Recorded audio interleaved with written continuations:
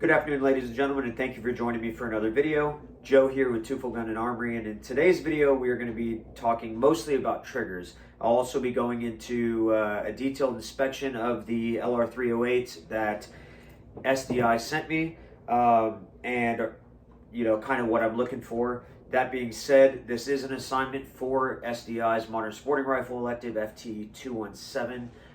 It is the 19th of October 2025, right about 2 o'clock in the afternoon. And with that being said, let's get started. The first part of any video is firearm safety. In this case, the firearm is completely broken down. That being said, trigger work. When should trigger work be performed, or when should it be avoided?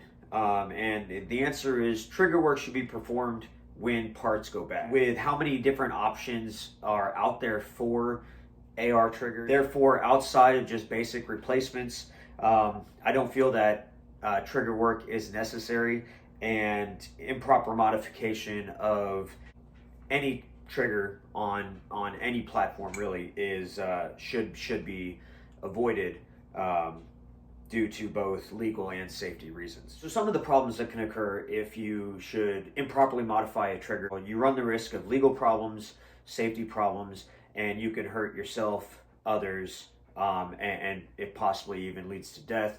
So safety is obviously the main concern. What constitutes improper trigger work? Well, on the AR platform, pretty much any modification to the trigger, as far as shaving down some of the connections to achieve a lighter trigger pull, it's just, like I said, it's really unnecessary given the vast options out there for triggers. I can understand wanting to save money. You go buy a $30 basic mil-spec trigger and have somebody shave it down, and then it goes from a 6-pound to a 2.5 pound. But things can easily go wrong, and things can easily go awry very quickly. You can avoid it by simply just not doing it. Detailed inspection on this platform. With the AR platform, you're looking for uneven wear and tear, parts that maybe are having too much friction to where the metal parts are kind of binding against each other. But starting at the front, you got your muzzle device. You're looking for carbon buildup, uneven wear and tear, damage to the muzzle crown on the barrel. Moving on back, the handguards, just basic cleanliness. There's not really any damage on a free-floating handguard that would warrant replacing it unless it was no longer free floating. Looking for proper seating of the gas tube and gas block. Inside the upper receiver and the barrel extension, you're looking for carbon buildup, uneven wear, maybe metallic microburrs.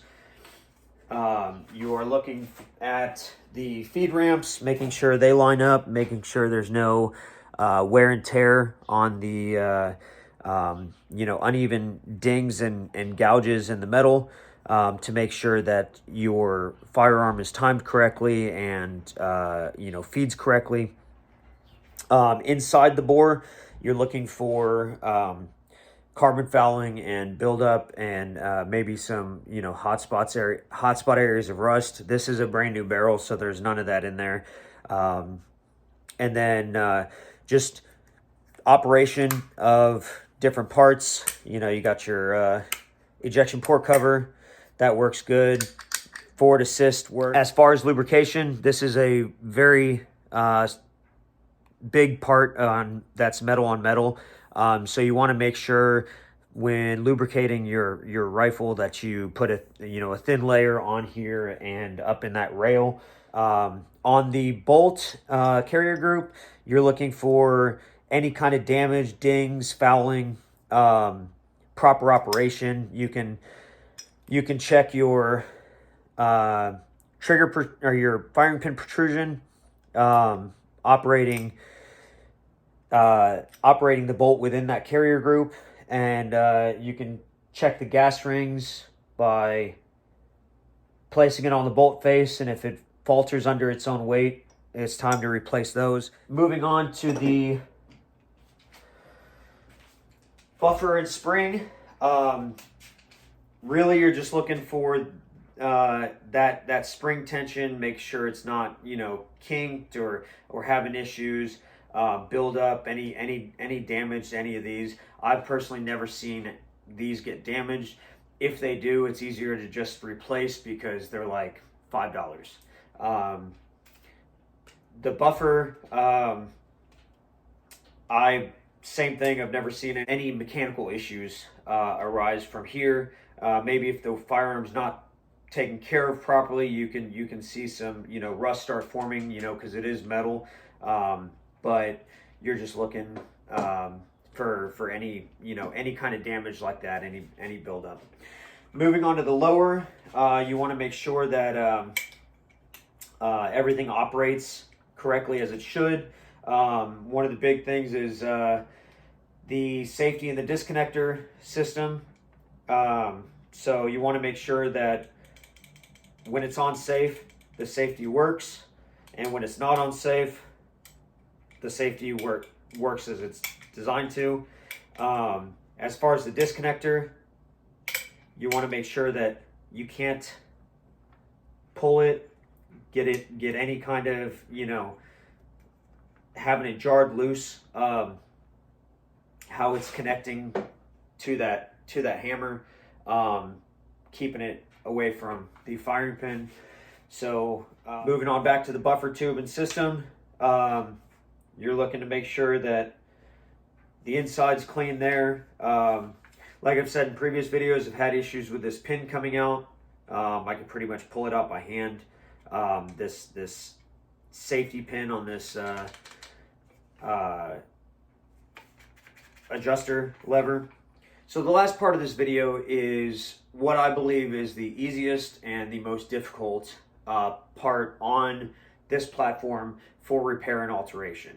And with the AR platform being so plug and play, everything is very easy to replace or alter.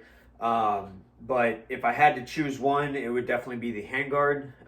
The handguard is literally 1 to 3 screws that tighten it down around that barrel nut, and it's free floating. So if you loosen those screws, you can slide it right off, slide a new one back on, and screw it in.